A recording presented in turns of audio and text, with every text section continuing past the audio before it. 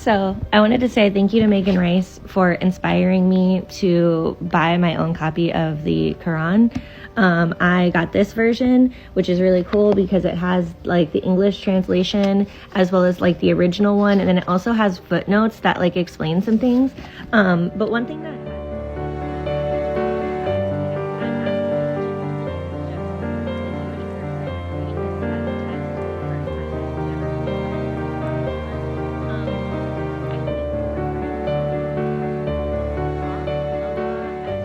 I think this is truly one of the messages from this week that has changed my life indelibly, truly and completely.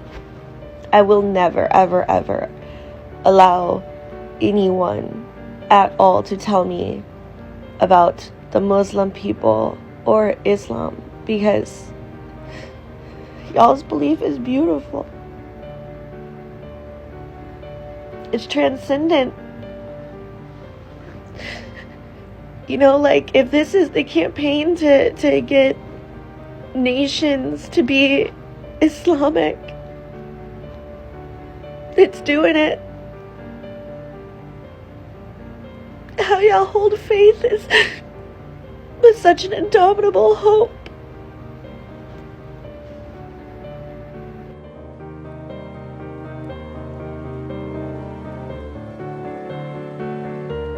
Jesus, Muhammad, peace be upon them all, was just to share the message of God. And they've done that.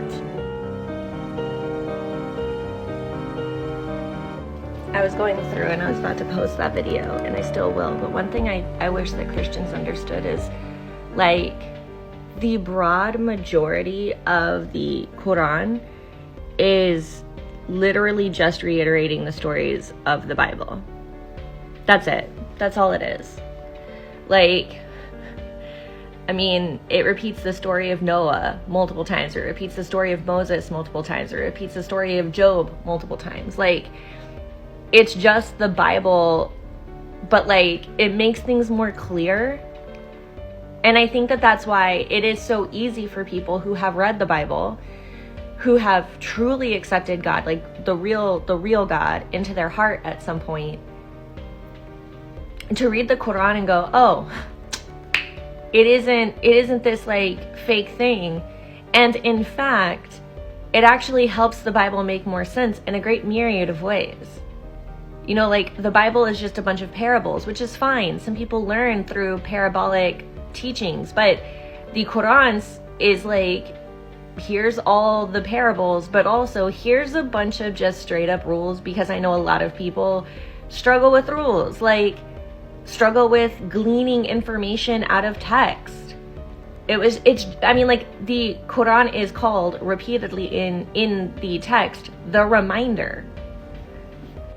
And like, at no point does it say not to trust the Bible. At no point does it say not to trust the Torah. It says, though, that these things have been deviated from, which it makes total sense, right? Like, how can anyone say that they have read the 10 Commandments and yet support genocide? One of the 10 Commandments is thou shalt not kill. You know? And so the Quran says to kill one person is to kill all of humanity. To save one person is to save all of humanity.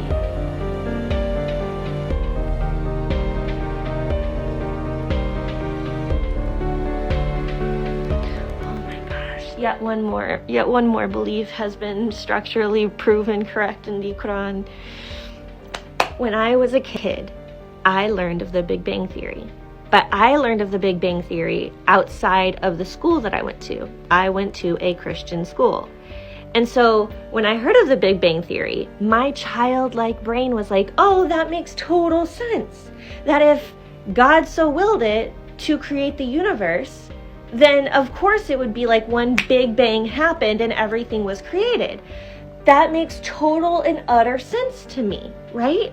And that, like, it would be a very volatile time, because if it's ever growing and everything like that, then it would take time to construct the planets and to make gravity. Like, but if God so willed, then there is no miracle that could be too big, right? That made total sense.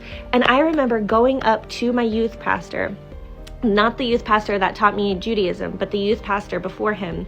And I was like, I know how God created the earth. I know how God created the earth. God did it with the Big Bang.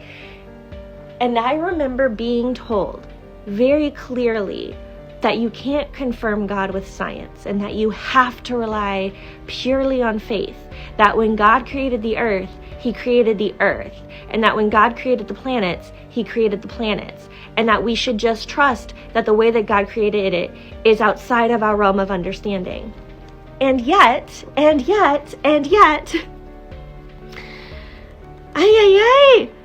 Surah 21, 30, miracles in the universe. Do the disbelievers not realize that the heaven and the earth were once one mass, then we split them apart, and we created from water every living thing? Will they not then believe? In the footnote says, this probably refers to the event commonly known as the Big Bang.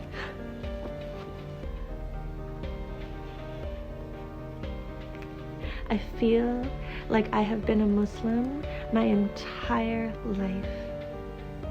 My entire life. And this isn't even the question that I'm waiting to be answered. It's amazing.